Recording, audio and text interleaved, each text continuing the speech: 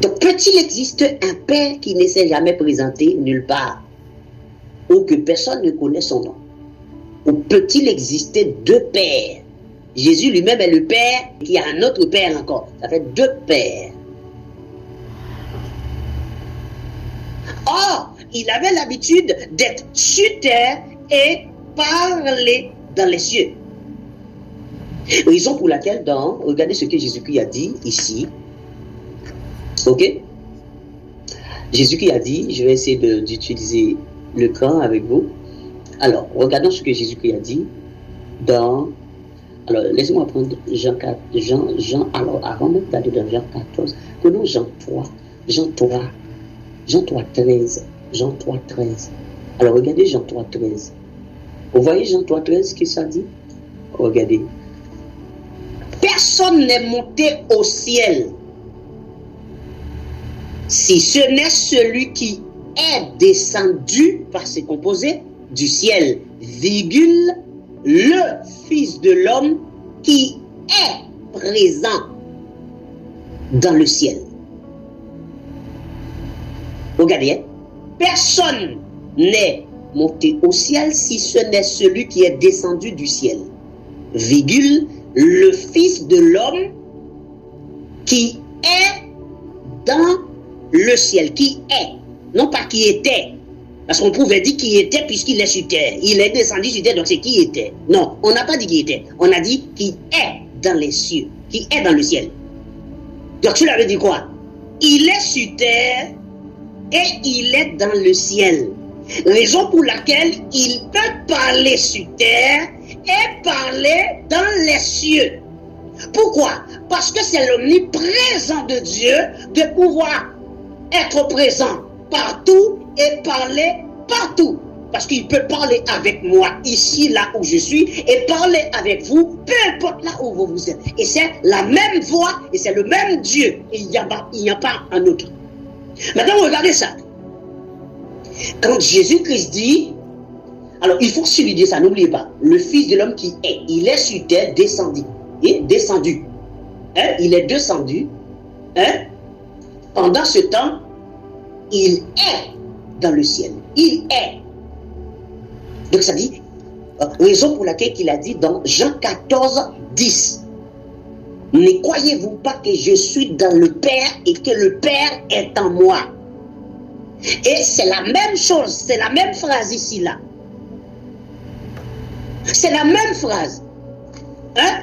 Regardez Jean 14, le verset 10. Jean 14, 10, le Seigneur nous dit ça. Ne crois-tu pas que je suis dans le Père et que le Père est en moi? Oh Seigneur Dieu. Ça veut dire quoi, mes bien-aimés? Ne crois-tu pas que je suis en esprit et que je suis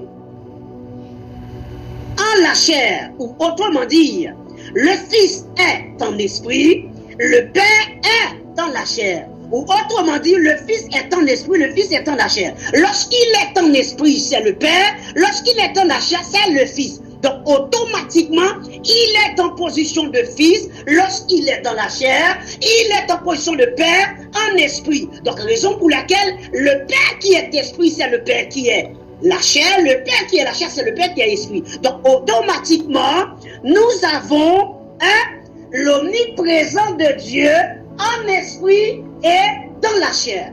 Que ce soit le monde physique, il est présent. Le monde spirituel, il est encore présent. Et il parle physiquement et il parle spirituellement. Qu'il soit en esprit, il parle. Qu'il soit en la chair, il parle. L'omniprésent de Dieu. Donc, raison pour laquelle, lorsqu'il était dans la chair, il parla en esprit. On a entendu sa voix dans les cieux. Pourquoi?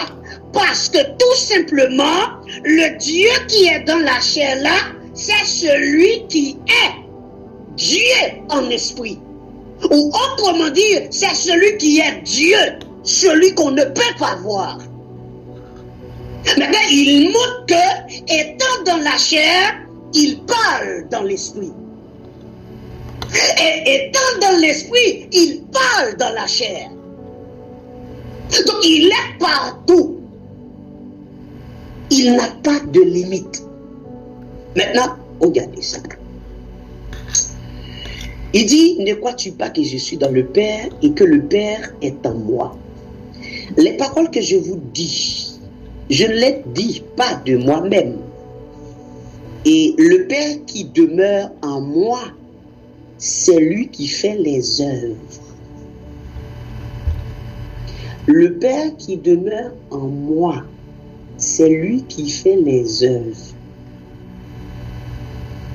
Le Père qui demeure en moi, c'est lui qui fait les œuvres. Comme quand il parle, il ne parle pas de lui-même. Ok? Maintenant,